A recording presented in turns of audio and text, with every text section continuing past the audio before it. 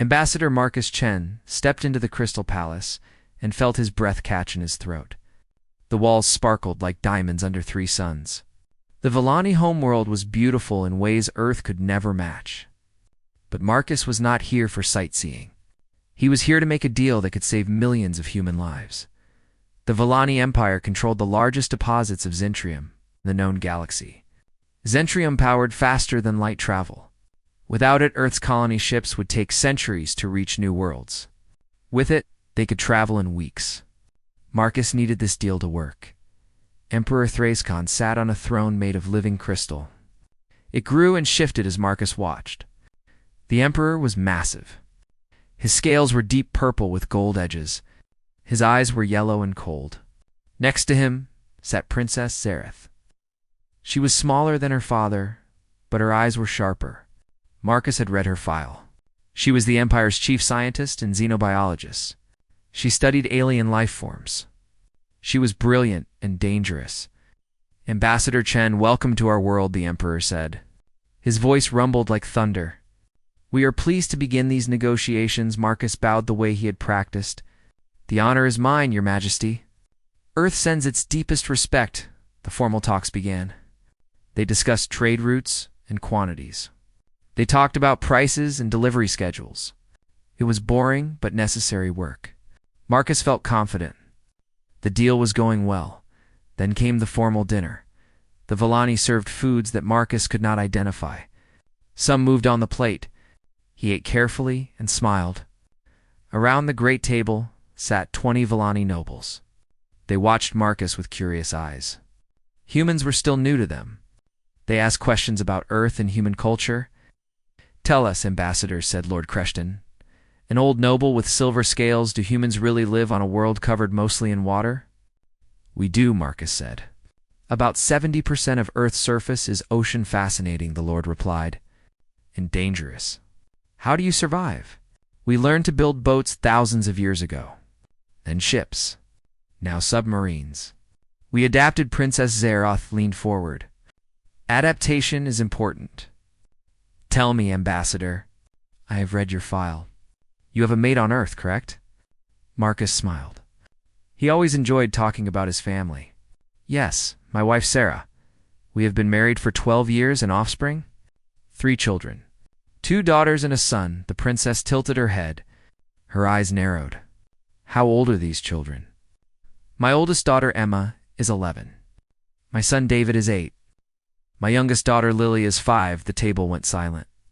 Every Villani I turned to Marcus. The princess stood up slowly. Her tail lashed behind her. You lie, she said. Her voice was cold and sharp. Marcus blinked. Excuse me? You claim to have 3 offspring born in different years. This is biologically impossible.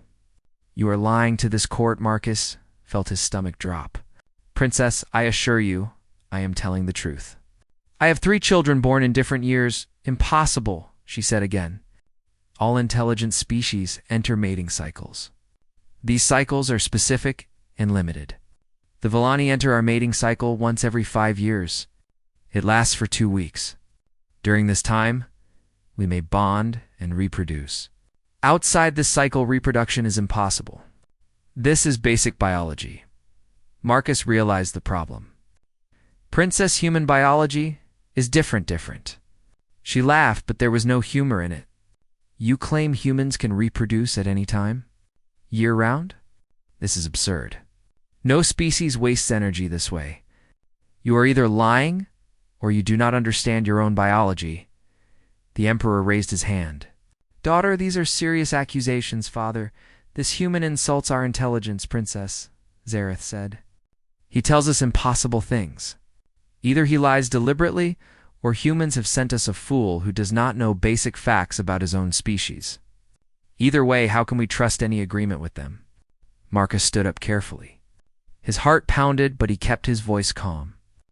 Your Majesty, Princess Zareth, I understand this seems impossible from your perspective, but I speak the truth. Humans do not have mating cycles like the Villani. Human females are fertile approximately once per month. Human males are fertile continuously. We can reproduce throughout the year, Madness, Lord Creston whispered. Other nobles murmured in agreement. Princess Zareth's eyes blazed. If what you say is true, then humans are biological. Aberrations, wasteful, inefficient, chaotic. How can we do business with a species that cannot even control its own reproduction? Princess, please, Marcus said. This is simply how humans evolved. It is not better or worse than your way.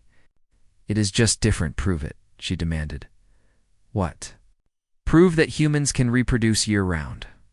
Prove you are not lying. Prove humans are not trying to make themselves seem more powerful than they are by telling biological lies. The Emperor stood. The room fell silent. The princess makes a fair request. Ambassador Chen, you have 3 days. Provide evidence that supports your claims about human biology. If you cannot, we will consider this negotiation ended. A species that lies about basic facts cannot be trusted with important agreements. Marcus felt the weight of millions of lives on his shoulders. Your Majesty, I will provide all the evidence you need.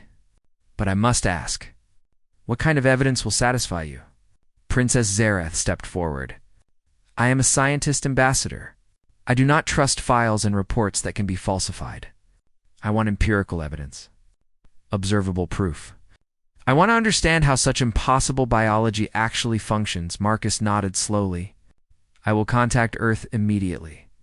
We will provide everything you need, Princess. See that you do, she said. Because if you cannot prove your claims, the Villani Empire will know that humanity lies. And we do not do business with liars. The dinner ended in uncomfortable silence. Marcus was escorted to his quarters. As soon as the door closed, he activated his communication system. He needed to contact Earth's Biological Research Division. He needed experts who could explain human reproduction in ways the Villani would accept. But as he waited for the connection, he realized something troubling. Princess Zareth did not just want data. She wanted to understand. She wanted to see proof with her own eyes. How could he show her that humans could have children year-round when the Villani cycle happened once every 5 years? The communication system beeped. A face appeared on screen. Dr. Sarah Okonkwo, Earth's leading xenobiologist and reproductive specialist. Marcus, what is wrong? She asked. Your emergency signal woke me up, Sarah. I need your help, Marcus said. I need to prove that humans can reproduce year-round.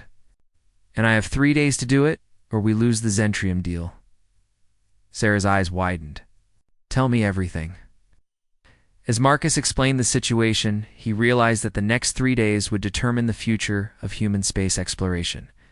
He had to convince an alien princess that human biology was not a lie. He had to make her understand that different did not mean impossible. The clock was ticking. Part 2. The Scientific Challenge. Princess Zara. TH stood in her laboratory surrounded by floating holographic displays. Each screen showed different aspects of human biology. She had not slept since the dinner 2 nights ago. The data from Earth kept arriving, and each new file made her more confused. Her assistant, Velcor, entered carrying another data crystal. Princess, the humans have sent more medical records. Complete biological profiles of Ambassador Chen's family, including genetic sequences and hormone level tracking over multiple years. Add it to the analysis, Zareth commanded. Her tail swished in agitation. Have you found any evidence of deception? No, Princess, Velcor admitted. The genetic markers are consistent. The children shared DNA with both parents. The birth records from different years appear authentic. Either the humans have created an incredibly sophisticated lie, or they are telling the truth. Zareth turned to face her assistant. A lie this complex would require thousands of humans to coordinate across multiple planets in decades of time. That seems more impossible than year-round reproduction. Then you believe them? I believe the evidence is compelling, but I do not understand how such biology is possible. Why would evolution create such an inefficient system? A chime sounded. The communication console lit up. Princess, this is Dr. Sarah Okonkwo from Earth. Ambassador Chen said you wanted to speak with me directly. Zareth activated the holographic projector. A human woman appeared in the center of the room. She had dark skin and kind eyes. She wore a white coat with many badges and symbols. Dr. Okonkwo, thank you for taking this call, Zareth said stiffly. Please call me Sarah. the human said with a warm smile. "And I understand your skepticism. When I first studied Villani biology, I had similar doubts. How could a species survive with such infrequent reproduction opportunities? But then I realized I was judging your biology by human standards." That was unfair. Zareth felt surprised at the human's understanding. "You studied our biology?" "Of course. When we make first contact with a species, we try to understand everything about them. Your reproductive cycle is actually quite elegant. You concentrate all mating energy into a 2-week period every 5 years. This allows your society to plan perfectly. Resources can be allocated. Social structures remain stable. Children are born in cohorts that bond together. It is beautiful in its efficiency. Then you understand why human biology seems wasteful to us," Zareth said. "I do. But let me explain the human perspective. Our planet Earth is chaotic. We have unpredictable weather, seasons that change dramatically, and many dangers. Our ancestors needed flexibility to survive. If they could only reproduce once every few years, the species might have died out during harsh periods. Year-round fertility gave us options." Zareth studied the data floating around her. "Show me how the human cycle works." Sarah pulled up biological diagrams. Human females have a monthly cycle. Approximately every 28 days, an egg is released from the ovaries. This egg can be fertilized for about 24 hours. If fertilization occurs, pregnancy begins. If not, the cycle repeats the next month, only 24 hours? Zareth was shocked. "The Villani fertility window is 2 weeks, yes, but we have 12 opportunities per year instead of 1 every 5 years. The math balances differently in human males. Continuously fertile from puberty through old age. They can potentially reproduce any day of the year." Zareth's scientific mind raced through the implications. "The energy requirements must be enormous. Human bodies must constantly maintain reproductive capability." "That is correct," Sarah agreed. "We eat more frequently than Villani. We require more resources. But we also reproduce more quickly. Humans can have multiple children in just a few years if they choose." "If they choose," Zareth repeated. "You have control over this?" "We have methods to prevent pregnancy when we do not want children, and methods to encourage pregnancy when we do.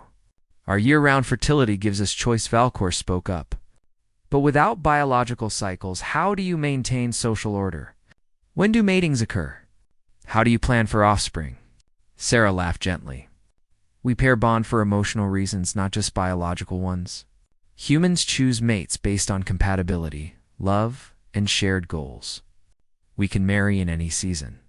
We can have children whenever we decide we are ready. Our society is built around individual choice rather than species." Wide cycles. Zareth felt something uncomfortable twist in her chest. She dismissed her assistant with a wave. When they were alone, she spoke quietly. "Dr. Okonkwo, I must ask you something personal." "You may refuse to answer. Ask anything," Sarah said. "The Villani cycle is not just about reproduction. During those 2 weeks, we experience intense biological drives. We bond with our mates. It is the only time we feel true connection. Outside the cycle, we are solitary and focused on work. Your description of human bonding sounds different. You claim emotional connection exists all year?" Sarah's expression softened. "Yes, Princess. Humans can feel love and connection at any time. We do not need biological cycles to trigger it.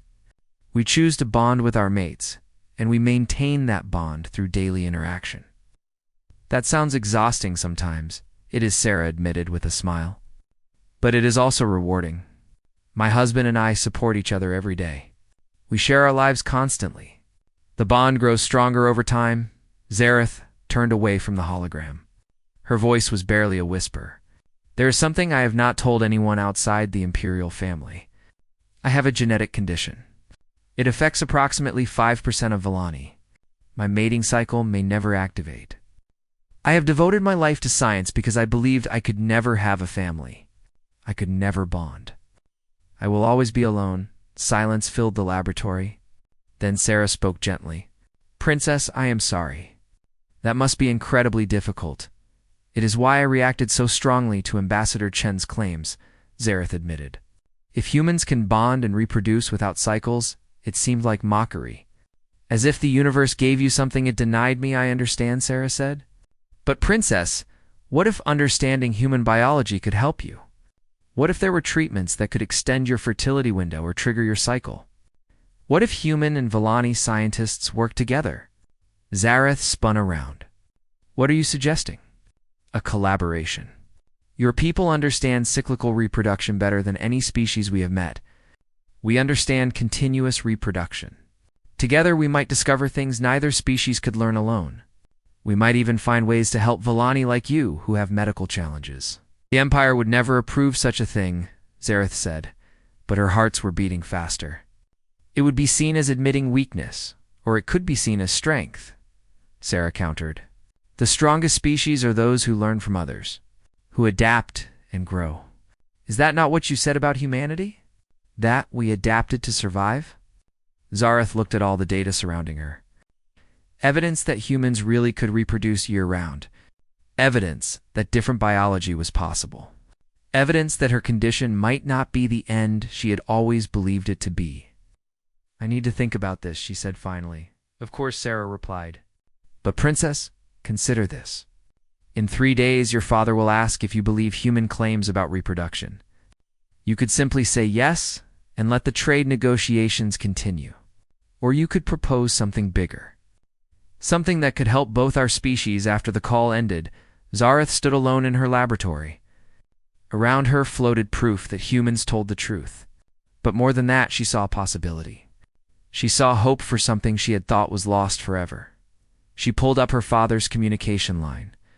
Father, I need to speak with you about the human negotiations. I have an idea.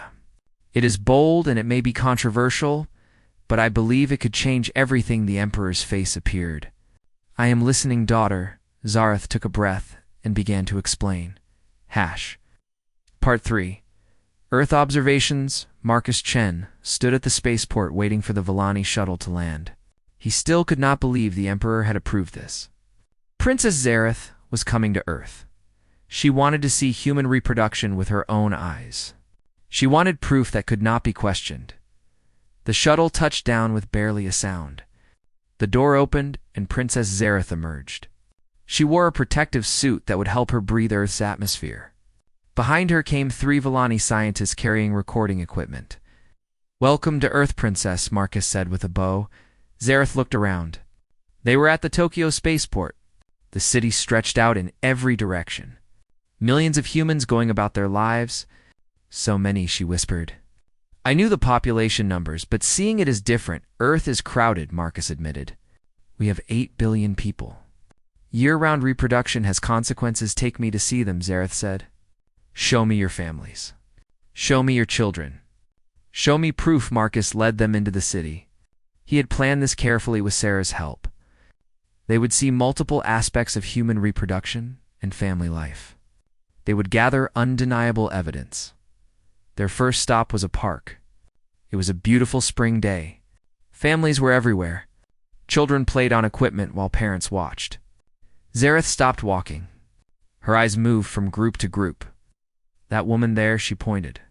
She is pregnant, yes, Marcus confirmed. That one. And that one. Zareth turned in a circle. I count 7 pregnant women in this one location. In one season, spring is actually a less common season for human births, Marcus explained. Most human babies are born in late summer and early fall. But births happen every month of the year. A young couple walked past pushing a stroller. Inside was a tiny baby wrapped in yellow blankets.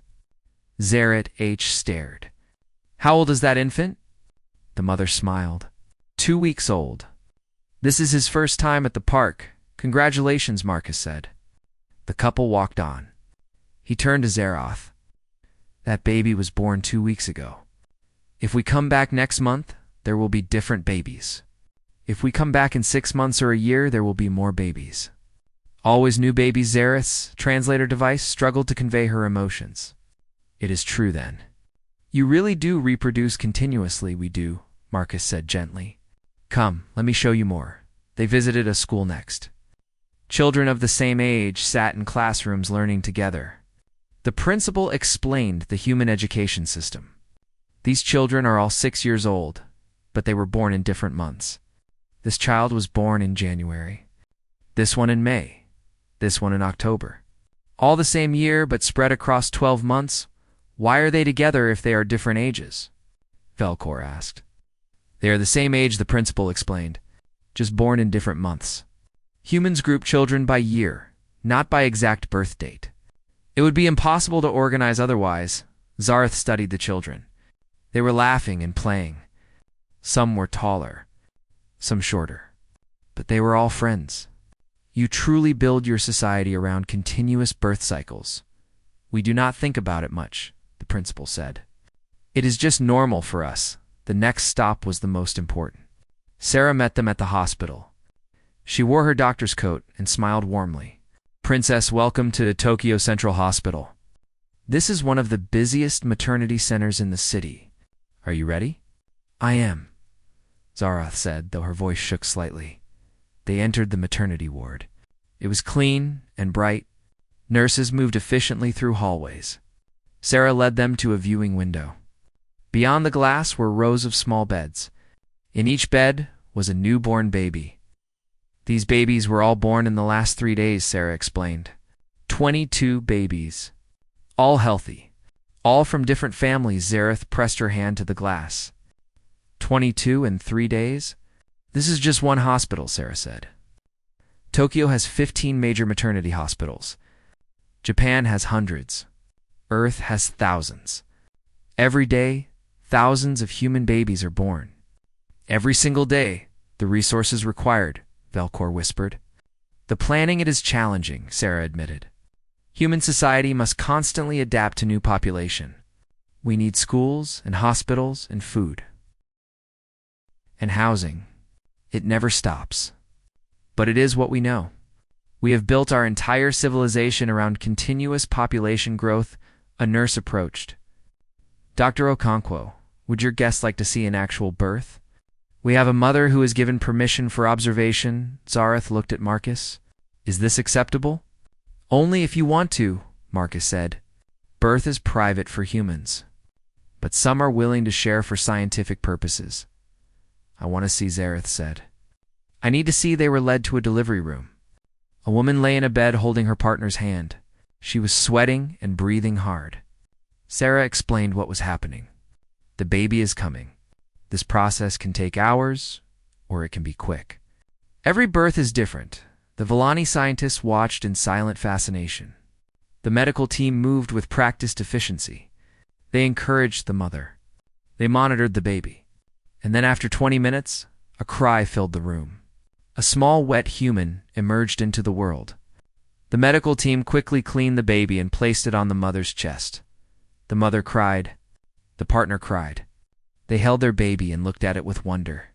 The baby was tiny and wrinkled and perfect. Zareth felt something break inside her chest. This was not just biology.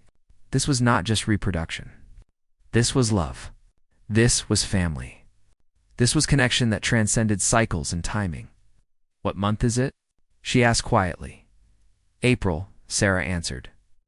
And this happens every month. Yes, in every season. Yes, whenever humans choose, yes. Zareth H. turned away from the window. Her voice was thick with emotion. Take me to meet families. I want to understand how human bonding works without biological cycles. They spent the rest of the day visiting human homes. They met Marcus's own family via video call. His wife and children appeared on screen. Emma was studying for a test. David was building something with blocks. Lily was drawing pictures. They were a normal family, doing normal things on a random Tuesday. Do you feel bonded to your mate right now? Zareth asked Marcus. Of course, Marcus said, I love Sarah every day, not just during a special season. I miss her when we are apart. I look forward to seeing her again. The bond does not turn off. That sounds exhausting, Velcor muttered. Sometimes it is, Marcus admitted with a laugh. But it is also wonderful. I cannot imagine living any other way. They met an elderly couple who had been married for 50 years. They met young couples just starting their families. They met single parents and blended families and adoptive families. They saw every variation of human family structure.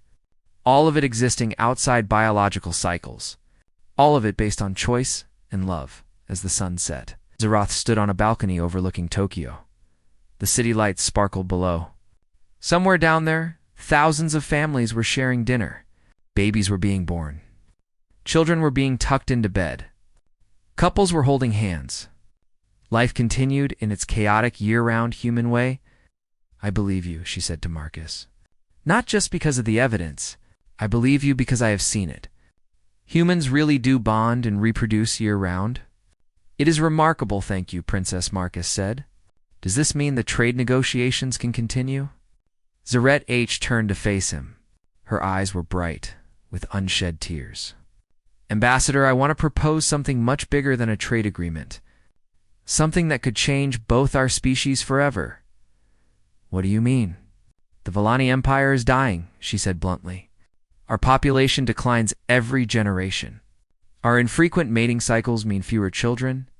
Our society is stable, but stagnant. We are slowly fading away."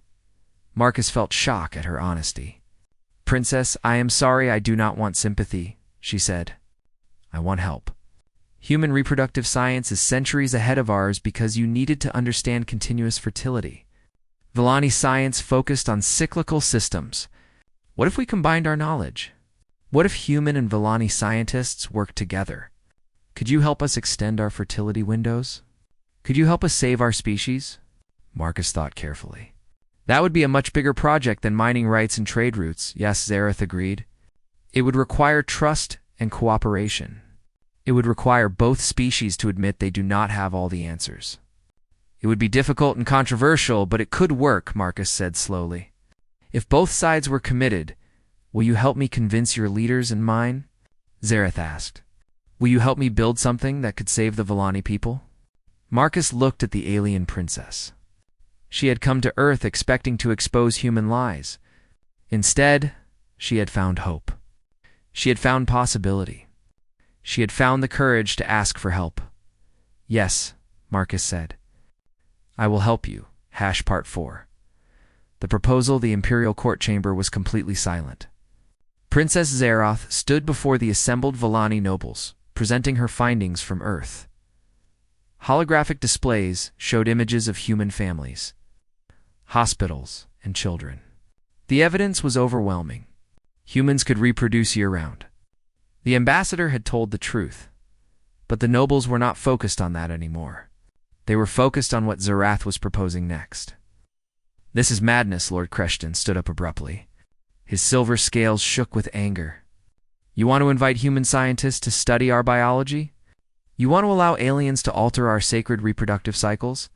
This is an insult to our ancestors." "It is not an insult," Zareth replied calmly. "It is survival. Our population has declined for 6 generations. We are dying slowly. If we do nothing, we will fade away within 1,000 years. 1,000 years is a long time," another noble said. "We should not panic. 1,000 years is nothing for a species," Zareth countered. "And the decline accelerates each generation. We must act now, while we still have the strength to change." Lady Threshva, a respected elder, spoke up. "Princess, you showed us that humans reproduce continuously, but you also showed us the chaos this creates. Earth is overcrowded. Resources are strained. Families struggle. Is this what you want for the Vellani Empire?" "No," Zareth said firmly. "I do not want to make Vellani biology identical to human biology. I want to learn from their science. Human doctors understand hormones and fertility in ways we never needed to. They could help us extend our fertility windows by weeks or months. Not eliminate our cycles, but make them more flexible." "Why would we need flexibility?" Lord Creston demanded. "Our cycles have served us well for millions of years, have they?" Zareth challenged. 5% of Vellani never experience a mating cycle due to genetic conditions. They live their entire lives unable to bond or have children. "I am one of them," shocked whispers filled the chamber. Zareth had never spoken publicly about her condition before. It was seen as shameful. "A sign of weakness? You admit this?" Lady Threshva said quietly. "I admit it," Zareth said. "Because I am not the only one. Thousands of Vellani across the Empire share this condition. We are invisible. We are forgotten. Human reproductive medicine might be able to help us, but only if we are willing to ask for help. Emperor Thraiskan had been silent throughout the debate. Now he stood. The court fell silent. My daughter speaks truth. I have hidden something from this court for too long. My mate the Empress suffered 3 failed cycles before Princess Zaret H was born. By Villani medical understanding, she should never have conceived at all. I consulted with human doctors in secret. They provided hormone treatments that made the difference. Without human science, my daughter would not exist. The court erupted in shock. The Emperor had sought alien medical help without telling anyone. It was unprecedented. Father, why did you not tell me? Zareth whispered. I wanted to protect you from the stigma, the Emperor said gently. I wanted you to live without knowing your very existence was seen as controversial by some. But you have grown into someone braver than I ever was. You seek help openly, where I sought it in shadows. I am proud of you, Marcus. Chen stood from where he had been sitting quietly with the human delegation. Your Majesty, if I may speak, you may, Ambassador, the Emperor said. Marcus bowed and addressed the court. I understand your concerns. You fear that accepting human help means admitting Villani biology is inferior. But that is not what this is about. Every species has strengths and weaknesses. Humans are excellent at adaptable reproduction, but terrible at population planning. We have struggled with overcrowding and resource distribution for centuries. You are excellent at stable, ordered reproduction, but struggle with population decline. Neither system is perfect. What are you suggesting? Lady Threshfa asked. A partnership, Marcus said. Human reproductive scientists learn from Villani cycle biology. Perhaps you can teach us better population control. Villani scientists learn from human hormone treatments. Perhaps we can teach you flexibility. Both species become stronger. Both species benefit. You would share your knowledge freely. Lord Creston said suspiciously. What do humans gain from this? Knowledge, Marcus said simply. Understanding. Friendship between two species that have much to offer each other. And yes, trade agreements for Zentrium and other resources. But built on a foundation of mutual respect and cooperation. Sarah's hologram appeared in the center of the chamber. The human scientists had been listening from Earth. If I may add something, I've studied 17 intelligent species across the galaxy. Every single one believes their reproductive system is the right one, the natural one, the superior one. But nature does not pick favorites. Nature creates diversity. The strongest ecosystems are those with the most diversity. The same is true for our galactic civilization. If we all shared knowledge instead of hoarding it, we would all be stronger. Zaroth looked at her father. The Emperor nodded. She took a breath and spoke again. One proposed we establish a joint research facility, a place where human and Villani scientists can work together. Not to change who we are, but to understand ourselves better, to explore possibilities, to learn, and if this research fails, Lord Creston demanded, if human science cannot help us, then we will know, Zareth said. We will have tried. We will have learned. We will not spend the next 1,000 years wondering what might have been if we had just asked for help.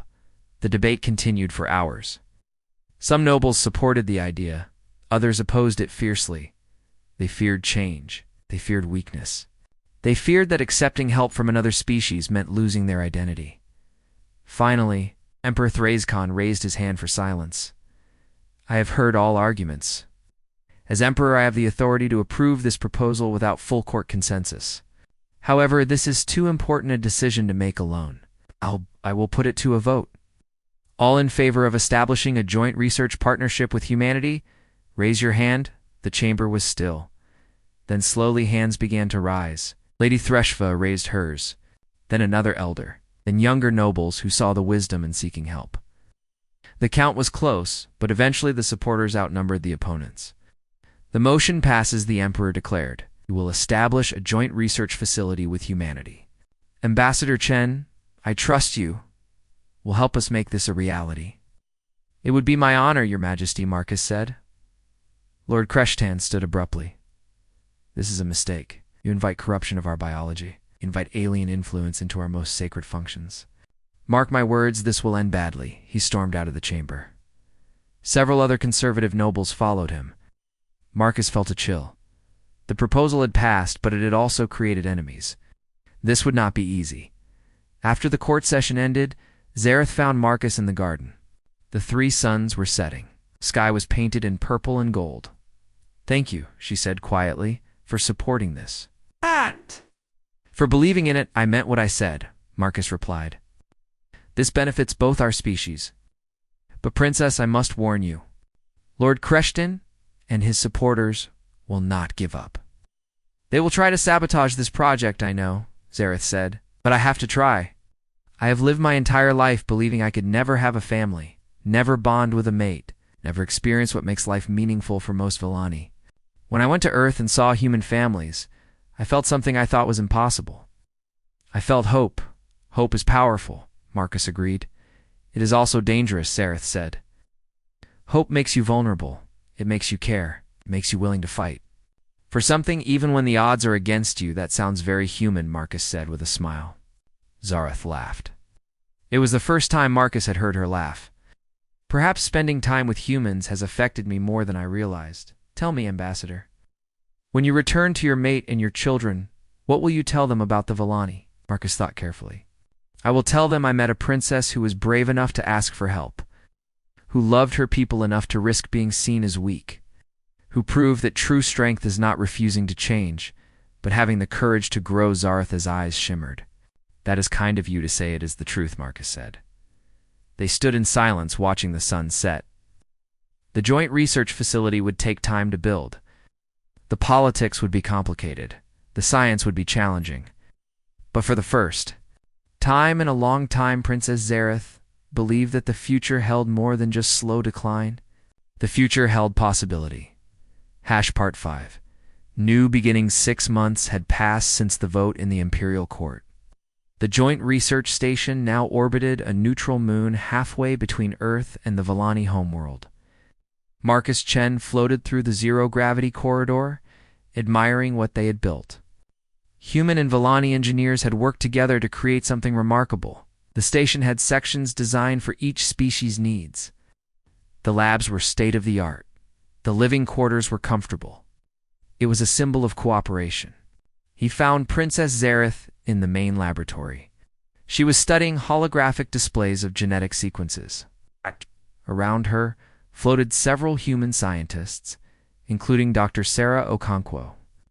They were arguing passionately about hormone treatments, but it was friendly argument, the kind that came from mutual respect.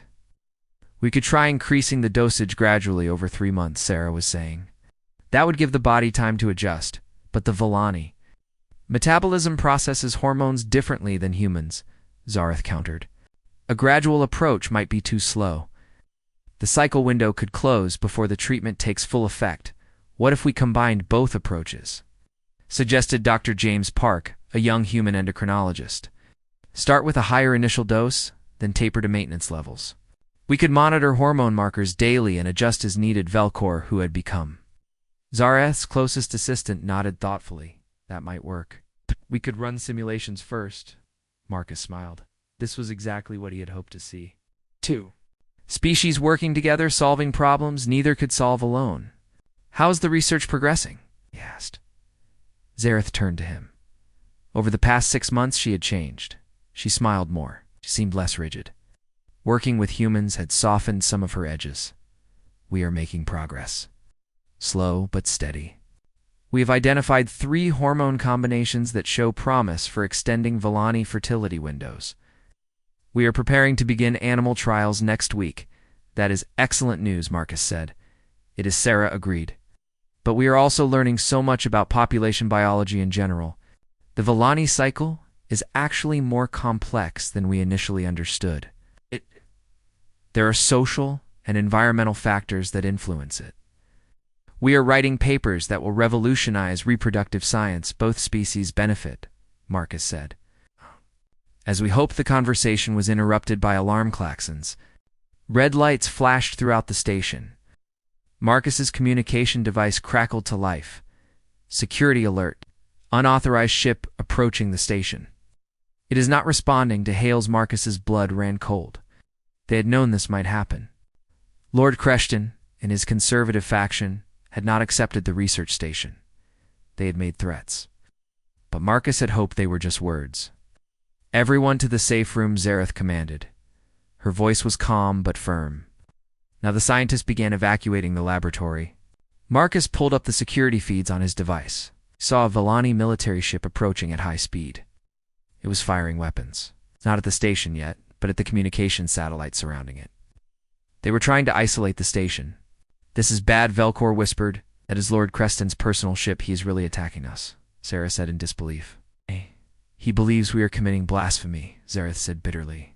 "He believes killing us will save the Empire's soul." The station shuddered as weapons fire struck the outer hull. Not enough to breach it yet, but enough to cause damage. Marcus accessed the station's defensive systems. They had weapons, but using them against a Vellani ship would cause a diplomatic disaster. "What do we do?" Dr. Park asked. Fear was clear in his voice. Marcus looked at Zareth. She was the ranking Vellani official. This was her decision, Princess. Zareth H. closed her eyes for a moment. When she opened them, they were hard with determination. "Open a channel to Lord Creston's ship. I will speak." "With him, Princess? That might not be safe," Velcor warned. "If he knows you are here, he might target you specifically. He already knows I am here," Zareth said. "This attack is meant for me." "Open the channel." The holographic display flickered and Lord Creston appeared. His scales were dark with rage. "Princess Zareth, you have betrayed your people. You have invited aliens to corrupt our biology. You must be stopped, Lord Creston. You are attacking a peaceful research station," Zareth said. "You're harming innocent scientists who only want to help." "This is not honorable honor?" He laughed bitterly. "You speak of honor while you let humans alter what makes us Vellani. Speak of honor while you admit weakness to aliens. I am saving our empire from your corruption. You are killing our empire's future," Zeroth shot back. "Every day you delay this research is another day closer to extinction. Can you not see that? See a princess who has forgotten what it means to be Vellani?" Lord Creston said. "You have spent too much time with humans. You have adopted their weakness, their need for constant change, their inability to accept natural order." Marcus stepped forward. "Lord Creston, this is Ambassador Chen. Attacking this station is an act of war against Earth. Is that really what you want?" "Humans should never have been allowed into Vellani space," the Lord said. "This attack will show the Emperor that cooperation with aliens only brings disaster. When this station is destroyed, he will have no choice but to end the partnership." Another weapons blast struck the station. Harder this time, Alam screamed. "Hull breach in Section 7, a computer voice announced. Emergency containment active." They were running out of time. Akis made a decision. "Computer, activate defensive weapons. Target the attacking ship's engines only. Disable but do not destroy." "Belay that order," Zareth said sharply. "I will not have human weapons fire on a Vellani ship. It will turn Lord Creston into a martyr." "Then what do we do?" Marcus demanded. "Let him destroy the station and kill everyone aboard." Zareth H. turned to Sarah. "Dr. Okonkwo, do we have any of the hormone treatments prepared? Even experimental ones?" Sarah looked confused. "Yes, we have several batches prepared for animal trials." "Why?" "Because I am going to try something very human," Zareth said. "I am going to take a risk based on hope rather than certainty." She grabbed one of the hormone injectors from the lab counter. "This is the most promising treatment. The one we believed had the best chance of triggering my dormant cycle, Princess." "No," Velcor said in horror. "We have not tested it. We do not know if it is safe." "I know," Zareth said. She pressed the injector to her neck. There was a hiss as the hormones entered her bloodstream. "But if it works, I will become living proof that this research matters. That it can help Vellani who thought they had no hope. Lord Creston cannot destroy that." She opened the channel to Lord Creston again. "My lord, I have just taken an experimental hormone treatment developed by human and Vellani scientists working together. For the first time in my life, I may experience a mating cycle. I may have the chance at a family. This research you are trying to destroy could help thousands of Vellani like me. Are you really willing to take that away from your people?" Lord Creston hesitated. For the first time, uncertainty crossed his face. You took an untested treatment? I did, Zeroth said. Because I believe in this research. Because I trust the scientists who developed it. Human and Villani working together. Because I would rather die trying to save our species than live watching it slowly fade away. The weapons fire stopped. Lord Creston's ship held position but did not attack again. You are foolish, he said, but his voice had lost some of its anger. The treatment might kill you. It might, Zareth agreed. But doing nothing definitely kills our future. At least this way, I am fighting for something silent stretched across the communication channel. Marcus held his breath. Around him, the scientists watched in tense silence. Everything depended on what Lord Creston decided next. Finally, the Lord spoke. I cannot support this research. I believe it is wrong. But I will not kill my own people for trying to survive. Princess, I hope your gamble succeeds. Truly, because if it fails, you will have proven me right. The channel closed. The Villani ship turned and began moving away from the station.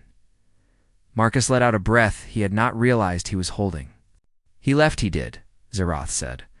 Then her legs buckled. Sarah caught her before she fell. Get her to medical now, Sarah commanded. That hormone dose was not meant for immediate use. We need to monitor her carefully. They rushed Zareth to the medical bay. Human and Villani doctors worked together monitoring her vital signs. For 3 hours, she drifted in and out of consciousness. Fever spiked, then dropped. Her hearts raced, then slowed. The hormone treatment was causing massive changes in her body, but she survived. After 12 hours, the readings stabilized. After 24 hours, she woke up clear-headed. After 48 hours, the scans showed something remarkable. Her dormant reproductive system was activating. The treatment was working.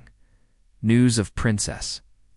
Zareth's recovery and her successful response to treatment spread across both human and Villani space.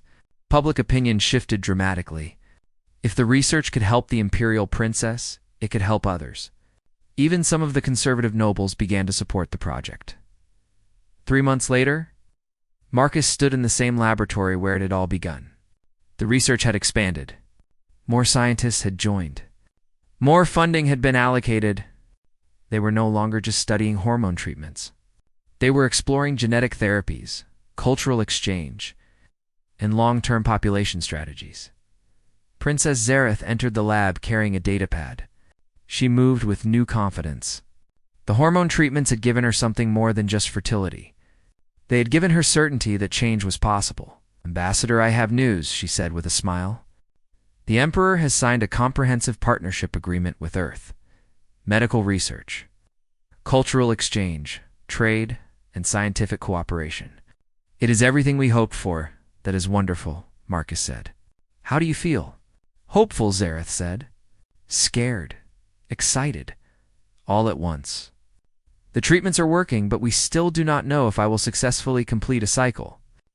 But regardless of what happens to me personally, the research continues. We are helping others. That matters, Sarah joined them. We just got results back from the extended trials. 83% of Villani test subjects showed significant improvement in fertility markers. We are estimating we could extend the average Villani fertility window from 2 weeks to almost 6 weeks. That triples the opportunity for successful bonding and reproduction that could save our species, Velcor said softly. He had been listening from across the room. If those numbers hold true, population decline could be reversed within 3 generations. All because someone was brave enough to ask for help, Marcus said, looking at Zareth. And because 2 species chose cooperation over isolation later that day. Marcus recorded a message to send back to Earth. His wife and children appeared on the screen. Daddy, when are you coming home? Lily asked. Soon, sweetheart, Marcus said. I am very proud of the work we did here. I helped humans and Villani become friends. I helped prove that different species can learn from each other. Did you make friends? Emma asked. Marcus smiled. That simple question from his daughter captured everything. Yes, he said. I made very good friends. The final scene showed the research station from space. Human ships and Villani ships docked side by side. Scientists from both species worked in the laboratories. Cultural exchange programs brought Volani students to Earth and human students to the Volani homeworld. A joint statement was broadcast across both civilizations. Today marks the beginning of a new era of cooperation between humanity and the Volani Empire.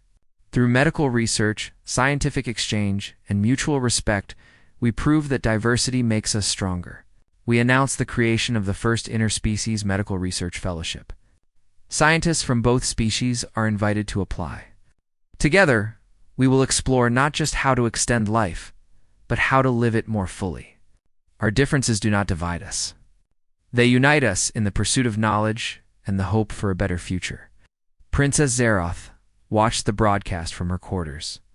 Beside her sat Marcus and Sarah. They had become true friends over the past months. "Thank you," she said quietly, "for believing me when I said humans were lying, for proving me wrong, for showing me that different biology was not just possible, but valuable." "Thank you for being brave enough to change your mind," Marcus replied, "for being willing to learn. For choosing hope over certainty." They sat together in comfortable silence. Three individuals from two different species.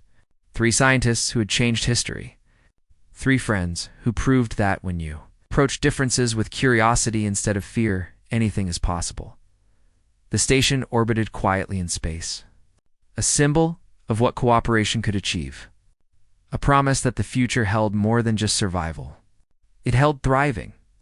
It held growth. It held hope. And sometimes hope was enough.